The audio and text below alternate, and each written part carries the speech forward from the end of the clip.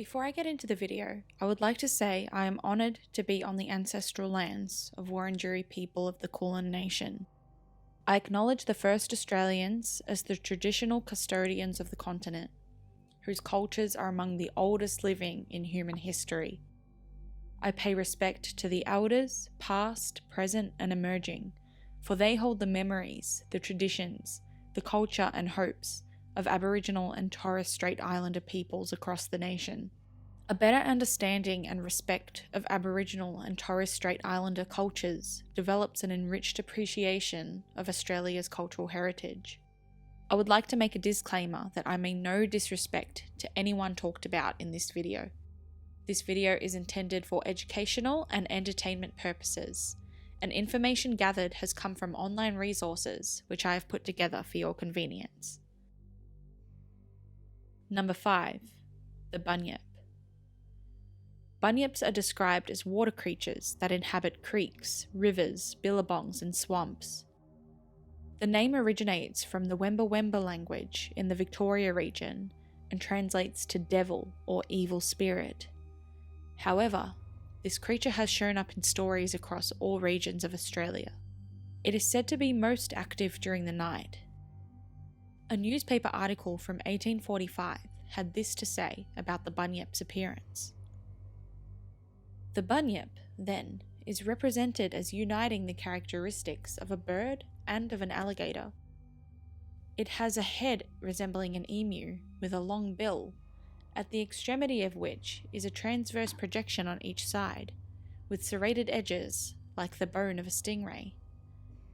Its body and legs partake of the nature of the alligator. The hind legs are remarkably thick and strong, and the forelegs are much longer, but still of great strength. The extremities are furnished with long claws, but the indigenous peoples say its usual method of killing its prey is by hugging it to death. When in the water, it swims like a frog, and when on shore, it walks on its hind legs with its head erect, in which position it measures 12 or 13 feet in height. The Bunyip mainly preys on women and children in the darkness of the night. One of the legends says a man named Bunyip once broke the rainbow serpent's greatest law by eating his totem animal. After that, he was banished and transformed into an evil spirit that lured tribesmen and their animals into the water to eat them. It is also believed to have supernatural powers. It can alter water levels, traumatize and injure victims just with its roar, and hypnotize humans to act as its slave. Over the years, fossils have been uncovered that could be associated with the Bunyip.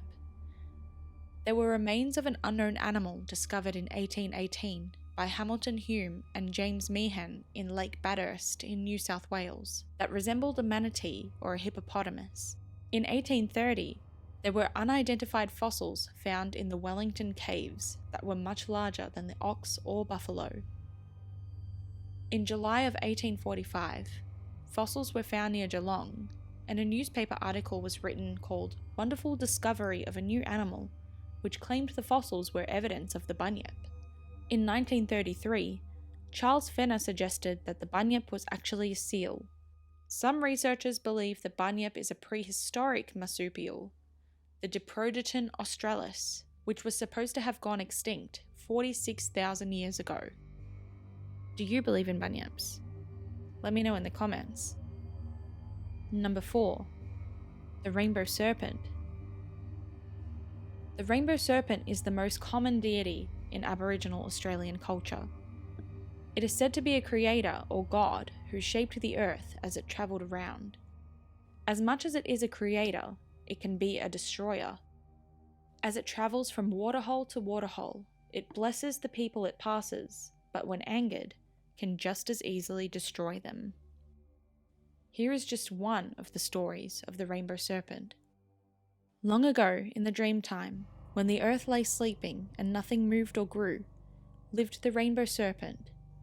Then one day, the Rainbow Serpent awoke and came out from beneath the earth. Refreshed from her long slumber, she travelled far and wide, leaving winding tracks from her huge body, and then returning to the place she had first appeared. On her return, she called to the frogs, "Come out." The frogs came out slowly, as their bellies were full with water, which they had stored during their long sleep. The rainbow serpent tickled their stomachs, and when the frogs laughed, the water spilled out all over the earth to fill the tracks of the rainbow serpent. This is how the lakes and the rivers were first formed. Water, grass, and trees began to grow, which woke all the animals, who then followed the rainbow serpent across the land. They were happy on earth, and each lived and gathered food with their own tribe. Some animals lived in rocks, some on the vast plains, and others in trees and in the sky. The rainbow serpent made laws that they were all to obey, but some began to make trouble and argue. The rainbow serpent said, "Those who keep my laws will be rewarded. I will give them human form. Those who break my laws will be punished and turned to stone, and will never walk the earth again." Those who broke the law became stone and were turned into mountains and hills. And those who were obedient were turned into human form, and they were each given their own totem of the animal, bird, or reptile from where they began. The tribes knew themselves by their totems: kangaroo, emu, carpet snake, and many, many more. So no one would starve. The rainbow serpent ruled that no man should eat of his own totem, but only of other totems. This way there was food for everyone. The tribes lived together on the land given to them by the rainbow serpent, or the mother of life, and knew the land would always be theirs, and no one should ever take it from them. The rainbow serpent is still very relevant to pop culture in Australia. The Rainbow Serpent Festival is a 4-day music and arts festival held annually in Western Victoria. It's a great event to go to if you're visiting Victoria and want to connect with like-minded people and escape to a party while also learning about Aboriginal history and immersing yourself into Dreamtime stories. Number 3. Yowie. Ever heard of Bigfoot? Well, Australia has its own Bigfoot called Yowie. When the Europeans first invaded Australia in 1787, the Aboriginal people warned them about giant man monsters they called Yowie that lived in the bush. These claims were shrugged off as superstitions, but the more time that went by, the more reports of the hominid surfaced. People still claim to see the Yowie today. An Aboriginal elder says that there were tribes of Yowies, and they were the original inhabitants of the country millions of years ago. Since the first publication of a Yowie in 1795, all reports have very similar descriptions of it. The creature is covered from head to toe in long black hair except the face. Its facial features resemble a gorilla's, but its body is on a far greater scale than any known gorilla.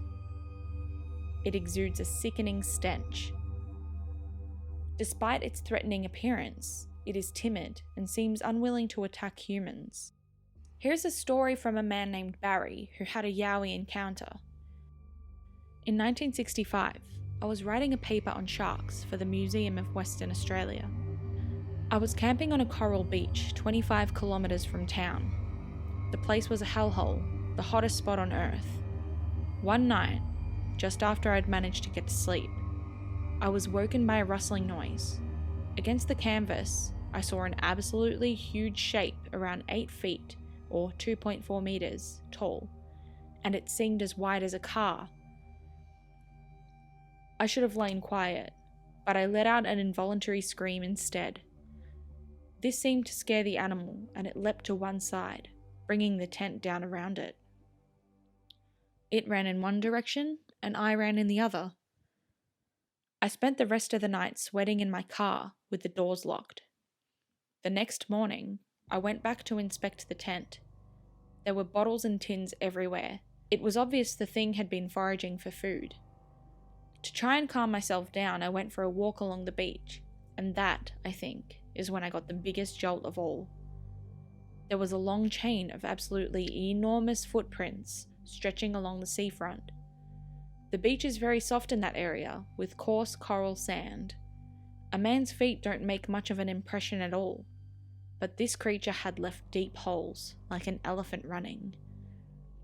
I estimated that the creature's feet were more than double the size of mine, and the prints were so far apart I couldn't even jump from one to the next. That thing, whatever it was, needn't have run away. It could have killed me with one blow. Number 2. The Southern Cross.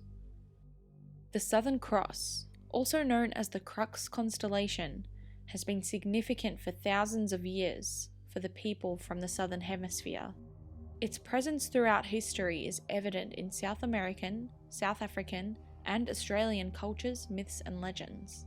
There's evidence that even the ancient Egyptians referenced the Southern Cross.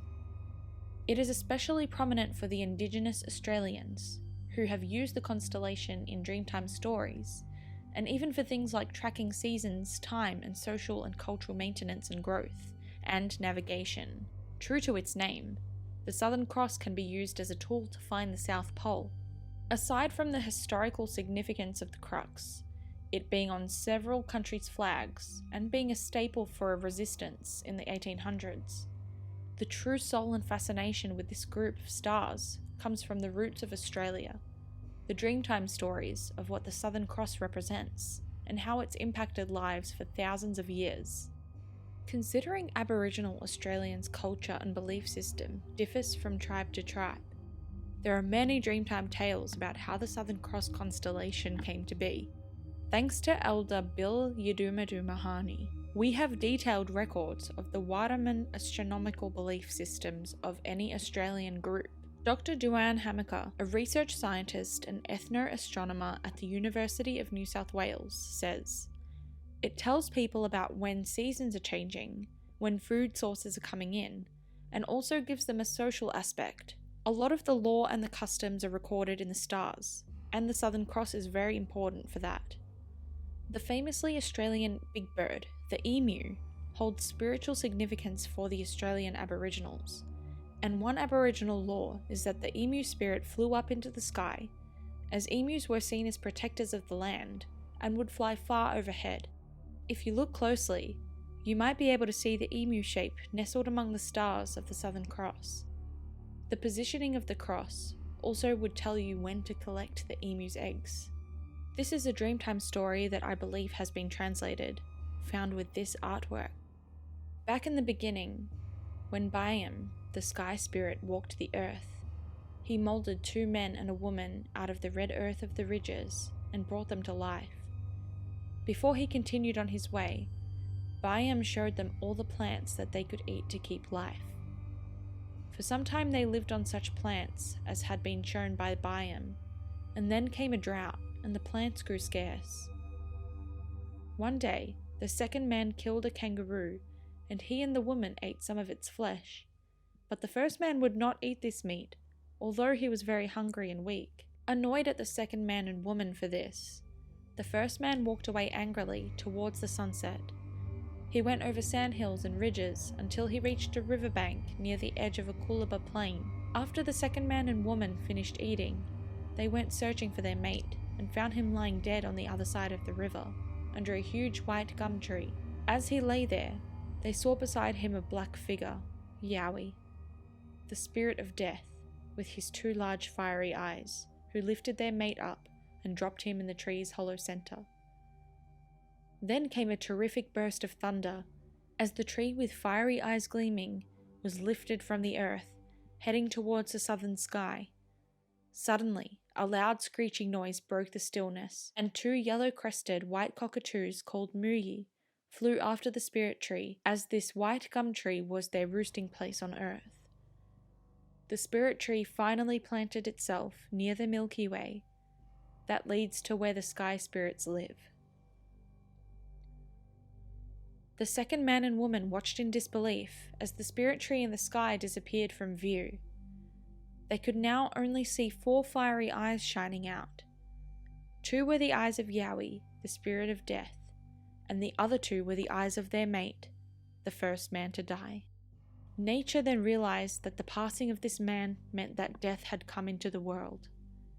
Much sadness and wailing was everywhere.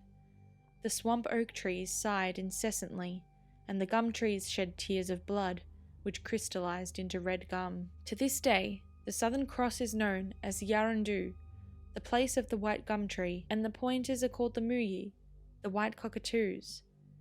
So is the first coming of death remembered by the tribes to whom the Southern Cross is a reminder. Number 1. Min Min Lights. Outback Australia has its fair share of paranormal stories, but none quite like Min Min Lights. Min Min Lights are described as light spheres or balls of pure energy. They dance around intelligently, and it seems almost as if they are purposely trying to confuse those that lay eyes on them. They can vary in size and colour, but all are fuzzy and spherical shaped. The name Min Min comes from a small town in Queensland. According to folklore, the lights sometimes follow and approach people, disappear when shot at, only to reappear a few moments later. And anyone who tries to chase after the lights will never return to tell the tale. Some Aboriginal people believe the lights are the spirits of elders, and they will not harm you. Some report they are evil spirits, and if they appear in your path, do not approach them. It will end badly for you. This phenomenon is actually not just native to Australia, and appear in cultures all over the world, such as will-o'-the-wisps in Scottish folklore. People driving through the Australian outback often say they think a motorbike is driving behind them, but they can't hear any motors. When the light eventually catches up to them, it splits into 2 lights, sometimes even 3 or 4. Here is a story from a woman named Helen who lives in rural Queensland. As a 10-year-old girl in the 1940s, I holidayed in Toowoomba with my grandparents. One evening I went to pick some wildflowers, and I was surprised to see they were casting long shadows, even though the sun had set. At that moment, Grandpa's dog began barking. I looked up and saw a ball of light, the size of a large balloon, hovering about a foot above his head. The ball was as brilliant as a small sun. It hurt my eyes. The dog seemed very scared and was backing away, snarling defensively with the light following him. It was dancing about in a pattern that seemed to react to the dog's panicky movements. I got the powerful impression that the light was teasing him. At that moment, my grandma came out to see what the fuss was about. When the back door creaked open, the globe vanished, just like a large lamp being switched off. My grandfather said I'd seen a ball of electricity of a type which often appeared around that area. In recent years, I've looked back with my mind's eye, and I feel Grandpa was wrong. The thing might well have been electrical, but it had a mind of its own, and it was taunting that dog. Let me know in the comments if you've ever had experience with Min Min Lights. I'd love to hear your stories. Thank you so much for watching. I hope you enjoyed this top 5 video. Hit the like button if you want to see more videos like this, and remember to subscribe to the channel and turn on notifications so you know when I upload a new video. As always, until next time.